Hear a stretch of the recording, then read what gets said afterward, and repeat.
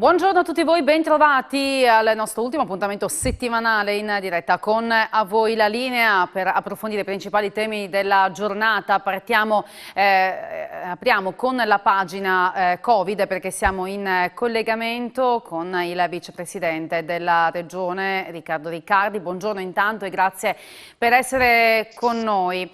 Per fare il punto anche insomma, su diversi aspetti, partendo da quelli che sono gli ultimi aggiornamenti relativi all'efficacia dei vaccini, dati aggiornati a ieri, che cosa ci dicono?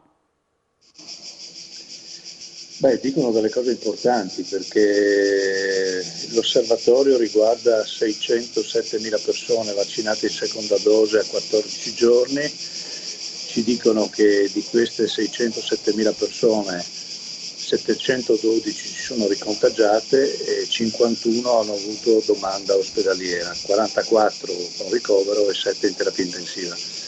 Quindi stiamo parlando complessivamente di un ricontagio dello 0,12%, con un valore legato alla terapia intensiva che è dello 0,001. Quindi la campagna vaccinale dimostra ancora una volta, il vaccino dimostra ancora una volta come le persone possono essere protette scegliendosi di vaccinarsi. C'è anche viene attestato dall'Istituto Superiore di Sanità una crescita del 5% a livello nazionale delle occupazioni in aree mediche, parlando appunto poi di quella che è la situazione negli ospedali, che un po' in tutta Italia si registra appunto questa crescita, ma nessuna regione supera il livello di guardia. Per quanto riguarda il Friuli Venezia Giulia? Anche noi siamo su quella tendenza, anche se abbiamo ancora dei valori molto bassi. Ovviamente la pandemia presenta caratteristiche sicuramente di contagio ancora presente, ma fortunatamente la pressione ospedaliera in questo momento è bassa. È chiaro che però tutto questo dipenderà anche dal comportamento delle persone, che in particolare in questo periodo ovviamente, giustamente, cercano di trovare le condizioni di una vita normale, quindi diventano importanti i distanziamenti, mascherine, il rispetto delle regole, l'utilizzo del Green Pass secondo i criteri definiti dal governo e soprattutto l'adesione alla campagna vaccinale. Parlando ancora di situazione negli ospedali, in particolare riferendoci all'azienda sanitaria Friuli Occidentale, c'è una novità importante perché è stato chiuso l'accordo sindacale sulla remunerazione del personale. Che cosa ci può dire in merito? Sì, è un risultato importante, io esprimo la mia soddisfazione per questo. Tutte le aziende che garantiscono un utile di bilancio possono montare il fondo dell'1% e quindi riconoscere la premialità al personale. Questa mattina a Pordenone questo accordo è stato trovato, quindi la premialità del personale che riguarderà coloro che sono stati impegnati nell'esperienza del Covid e anche in attività normale avrà il riconoscimento che è stato definito nell'intesa tra l'azienda e i sindacati. Mi auguro che questo possa essere perfezionato a breve anche in tutte le altre aziende. Ecco, quindi in chiusura, Vicepresidente, guardando a quelle che sono le proiezioni, è chiaro che come sottolineava lei molto dipenderà appunto da come ci si comporterà anche in questi giorni. Un punto, ovviamente c'è un monitoraggio che continua, ma se dovesse fare una valutazione appunto di quello che è stata quest'estate rispetto magari anche a quello che ci si aspettava a questo punto, cosa possiamo dire sia dal punto di vista della campagna vaccinale che dal punto di vista poi del comportamento delle persone? Possiamo dire che il sistema sta reggendo e si ritiene tutto sommato tranquillo? Ma io guardi, in tutta questa storia non ho mai drammatizzato e non ho mai sottovalutato, quindi continuo a tenere questo comportamento. Sicuramente il contagio è più alto di quello della scorsa estate, però abbiamo il vaccino in più, l'abbiamo detto tante volte, quindi è chiaro che noi dobbiamo continuare a lavorare per il vaccino, dobbiamo cercare di mantenere i nostri comportamenti più corretti e rispettosi delle regole che ci siamo dati. Il vaccino è ancora tra di noi, dobbiamo recuperare adesioni, vediamo che il contagio abbassa la mediana d'età, quindi i giovani sono molto più colpiti. Abbiamo appena completato una riunione che ci fa vedere anche che i maschi giovani sono più colpiti delle giovani ragazze. Abbiamo lavorato anche sull'altro grande appuntamento che è alle porte, che è l'avvio delle scuole. Quindi noi siamo impegnati, al di là di dove siamo per qualche giorno, in questo lavoro, e quindi io sono come sempre, insomma, non drammatizzo né sottovaluto, continuiamo a lavorare chiedendo l'aiuto naturalmente di tutti i cittadini che sono anche loro impegnati con i loro comportamenti in questa dura battaglia contro questo virus. Torno un attimo prima di salutarla, quella che era la domanda iniziale che le facevo appunto sui dati relativi all'efficacia dei vaccini, appunto che come lei sottolineava tra gli immunizzati solamente 44 ricoveri in ospedale, 7 in terapia intensiva, e così le chiedo, ci sono delle differenze per quanto riguarda il siero che è stato inoculato, quindi fra Pfizer, BioNTech, AstraZeneca, Moderna, Johnson & Johnson? Sì, ci sono delle differenze ovviamente, ma questo dipende molto anche dalla platea. È evidente che il contagiato Pfizer è più elevato perché Pfizer è stato utilizzato molto di più, quindi non andrei troppo dentro queste valutazioni. Ma a me pare che i tre dati importanti siano 607.000, 712 e 51, che si divide tra 44 e 7. 7 sono le persone che sono andate in terapia intensiva dopo essersi vaccinate su 607.000 persone, quindi credo che sia un indicatore talmente chiaro, soprattutto per coloro che sono ancora incerti se aderire o meno alla campagna vaccinale. Diceva 44,7 appunto i numeri che fanno il pari con la percentuale, che anche questa insomma è un dato molto evidente, 0,007% per quanto riguarda la terapia intensiva, 0,001% per appunto dare anche il dato percentuale. Grazie allora al vicepresidente della Regione Riccardi per essere stato con noi. Buona giornata, noi ci spostiamo a Sappada ora per vedere come sta andando questa settimana che ci conduce a Ferragosto e quali sono appunto anche le previsioni per quello che è il picco appunto dell'estate dal punto di vista anche dell'afflusso turistico. Andiamo da Alexis Sabot. Sì, siamo a Cima Sappada, vedete che qui, anzi voi non riuscite a vederlo, ma ve lo dico io, la temperatura è gradevole, circa 26 gradi, c'è una bella arieta, si sta molto bene e abbiamo raggiunto Trattoria La Rustica anche per capire come sta andando in questo weekend di Ferragosto. Ines, la titolare storica, se non sbaglio, come sta andando qui? Mi pare che c'è un bel afflusso. Io direi molto bene, stiamo lavorando forte. I clienti sono tutti contenti, gli piace venire a Cima Sappada.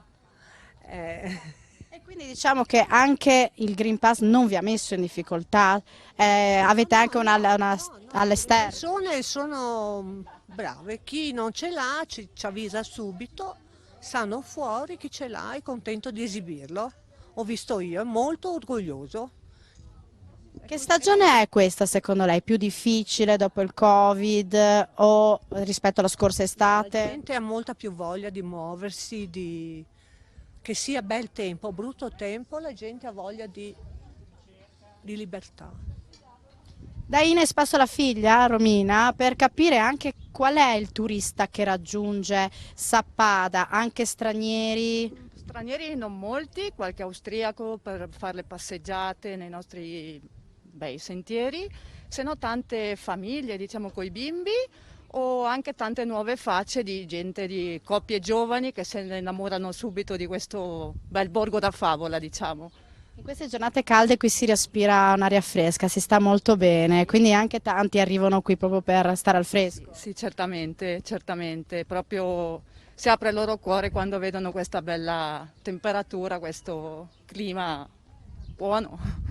È una location molto bella, anche romantica. Com'è nel weekend di Ferragosto? Avete già parecchie prenotazioni? Abbiamo già il pienone e siamo contenti, speriamo che anche nel proseguo dell'autunno i nostri ospiti tornano a vedere i nuovi colori dell'autunno. I piatti che vanno per la maggiore, io ho visto qualche foto invitante di qualche vostro piatto, insomma diamo qualche indicazione per chi vuole venire qui alla Trattoria La Rustica di Cima Sappada. Beh, abbiamo i piatti classici, comunque tipici, abbiamo anche molti piatti rivisitati. elaborati specialmente, vedo che sono molto apprezzati. Anche tu fai parte dello staff, molto giovane, come ti trovi qui a Sappada? Allora, io sono in Sappada, quindi sono originario del posto e diciamo molto bene comunque. Abitando comunque qua vicino al locale è anche molto comodo e si pensava magari quest'anno potesse essere come l'anno scorso, no? Con la situazione Covid e così. In realtà però sta andando molto bene, quindi c'è comunque un buon afflusso di gente, di clienti, questo va molto bene. E speriamo di poter tenere questo ritmo comunque un po' a lungo, no? Senza che lo Stato possa interrompercelo. Quindi speriamo così, speriamo bene.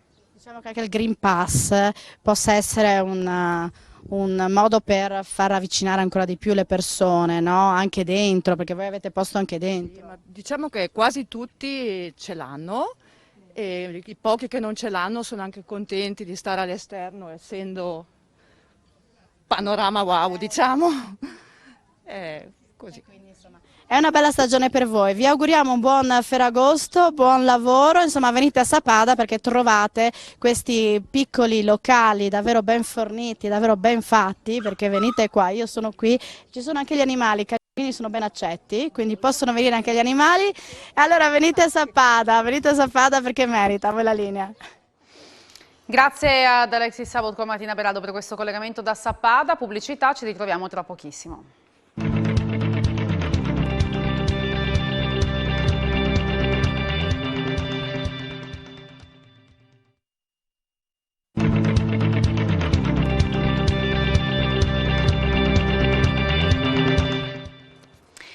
60 uomini in mare sulle 10 unità che pattuglieranno il mare del Friuli Venezia Giulia. La Guardia Costiera si prepara al weekend di Ferragosto all'insegna della sicurezza. L'ammiraglio Vincenzo Vitale, comandante della Capitaneria di Porto, fa il punto della situazione in un territorio, quello del Friuli Venezia Giulia, che spicca sempre per la grande competenza marinaresca.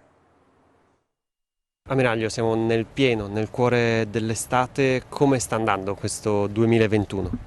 Ma direi nel complesso bene per quanto ci riguarda come regione, nel senso che continuiamo come lo scorso anno a vedere una situazione molto regolata, disciplinata direi dal punto di vista tanto diciamo, della sicurezza della navigazione e quindi delle regole che devono rispettare le unità da diporto in particolare nell'ambito della fascia a loro riservata e quindi il compromesso con la balneazione che in effetti diciamo, è come dire, il fulcro della sicurezza per quanto riguarda la stagione turistico-balneare, quindi un comportamento generale in regione veramente diciamo, ottimo, con a oggi pochissimi episodi come dire, da sanzionare per conflittualità appunto fra la balneazione e la navigazione.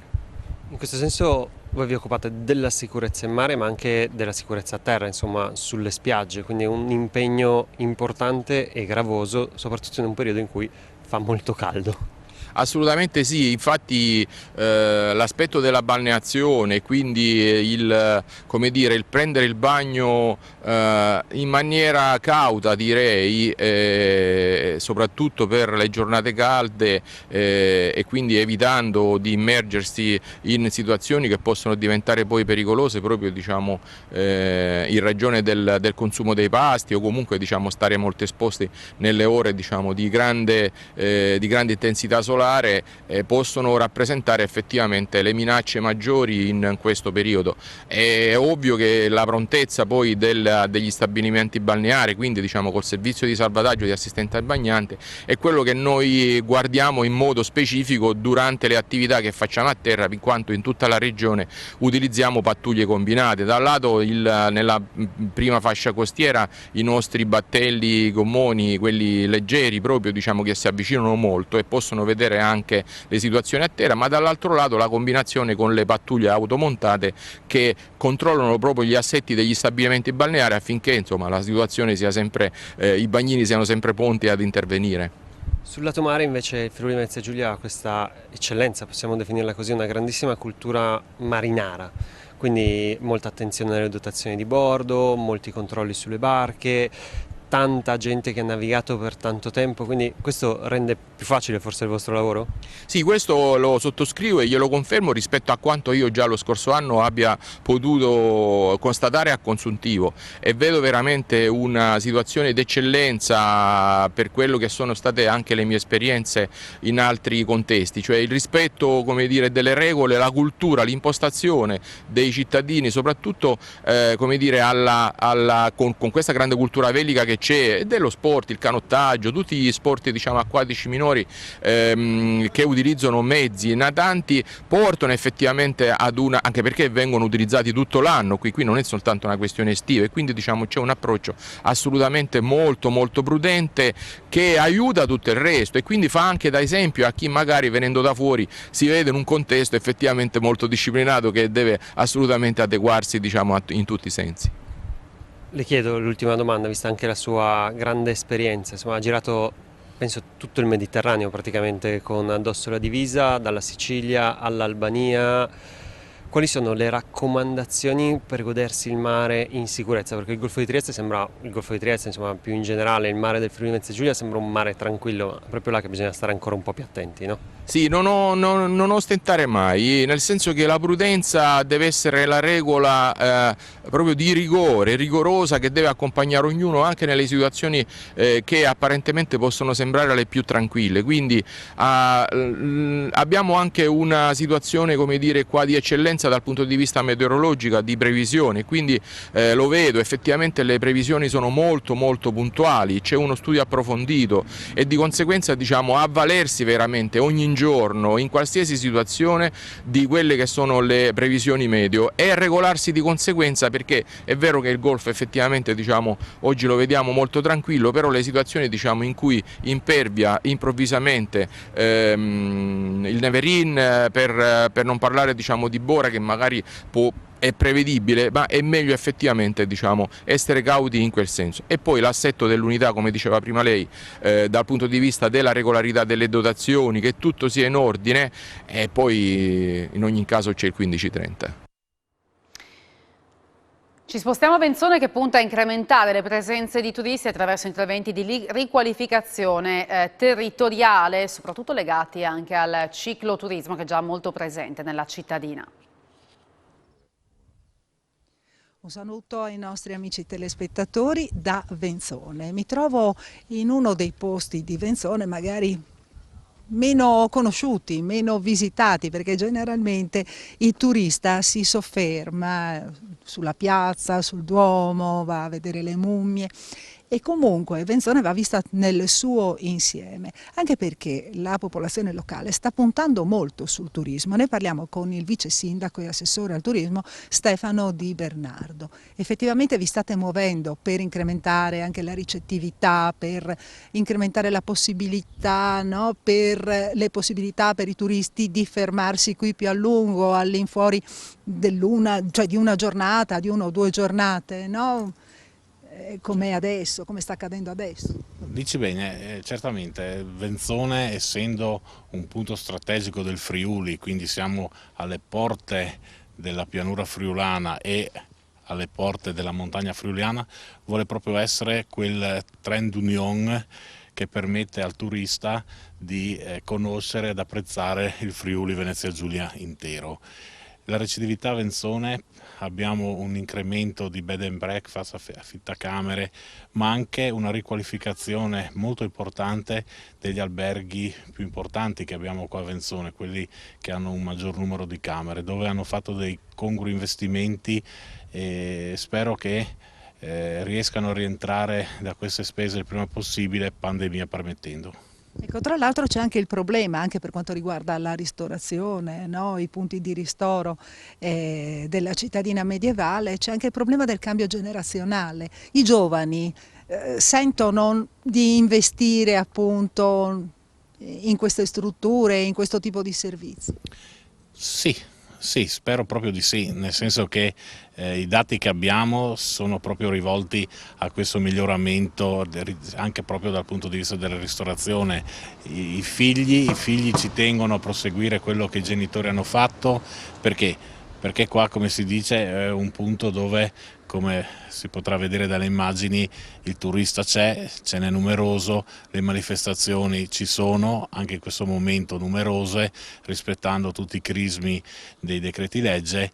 Non facile, però ci impegniamo al 100% per offrire ai cittadini venzonesi in primis, ma a tutti i turisti che vengono dalla vicina Austria, Slovenia, ma anche da lontano.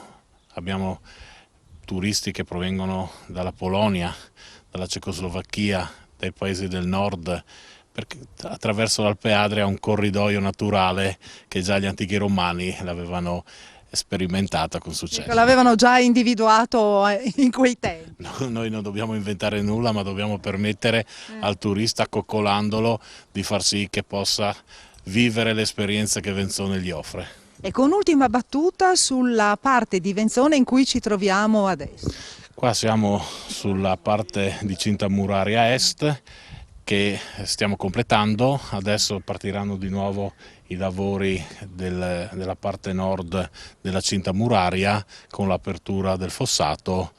Anche questo è un momento importante per Venzone, l'apertura anche di una parte del Barbacane, dove permettere al turista di addentrarsi tra le mura permette anche di vivere delle esperienze che il turista sta cercando, proprio delle esperienze di vita di paese. Quindi l'importante è non fermarsi, continuare a investire sul territorio.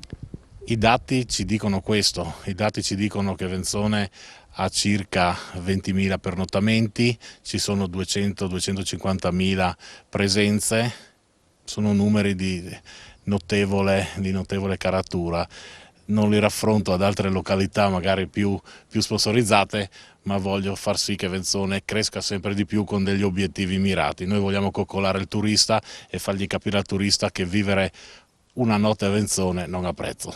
Bene, ringraziamo il vice sindaco di Venzone Stefano Di Bernardo, ringrazio Tiziano Campigotto per le riprese e restituisco la linea allo studio. Grazie Isabella Gregorato. Quello che sta succedendo in Italia in questo momento e nel pianeta è da terrore. Lo ha detto Licia Colò, che ieri si era presentato il suo libro L'Aragosta vive 100 anni agli incontri con l'autore e con il vino a Lignano.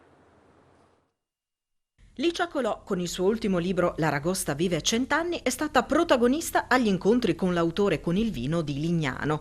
Una storia lieve e intensa che entra nel cuore e lo tiene in sospeso. Un romanzo al femminile, sorprendente e sincero sui cambiamenti e sulle possibilità che la vita ci offre. Lo sai che l'Aragosta vive 100 anni? Sono le parole che Sabrina vede comparire all'improvviso sullo schermo del suo computer, ma non in una chat o su un social, no, proprio in un file di Word, al quale sta affidando i suoi pensieri come ad un diario.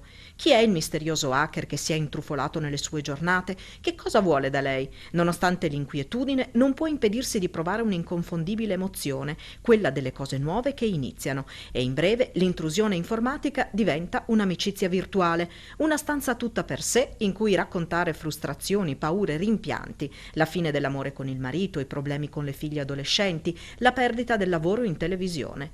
Già, ma un'emozione positiva mai? Giorno dopo giorno Sabrina impara che per migliorare la propria vita bisogna innanzitutto modificare la prospettiva da cui la guardiamo. Mentre un lavoretto accettato quasi per noia si trasforma in una sfida vera e la primavera porta un'emozione dal sapore di rinascita, l'interlocutore continua però a rifiutare di rivelarsi e Sabrina non può fare a meno di interrogarsi su ogni uomo che l'avvicina per caso. Sarà lui la voce che le parla ogni sera dal monitor del suo portatile, scrivendo le frasi così poco indulgenti eppure capaci di curarle l'anima? Quello che sta succedendo in questo momento in Italia, ma al pianeta, è da terrore.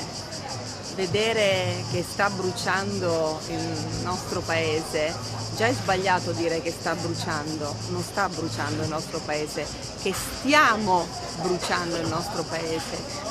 E io non riesco neanche con la più criminale delle fantasie a capire come sia possibile fare un'azione del genere che poi fa pagare tutti, fa soffrire tutti. Quindi io credo che in questo momento particolare il reato ambientale dovrebbe essere messo ai primi posti nella classifica. perché non è un reato contro qualcosa che non ci riguarda, è un reato contro la nostra casa. E quindi mi fa molta tristezza vedere che in un momento in cui si parla di cambiamenti climatici, di iniziative green, di trasformazioni, noi ci stiamo distruggendo la vita. E il nostro appuntamento con A Voi la Linea termina qui. Io vi ringrazio per averci seguito, vi do appuntamento alle 16:30 con il nostro TG Flash. Buona giornata, arrivederci.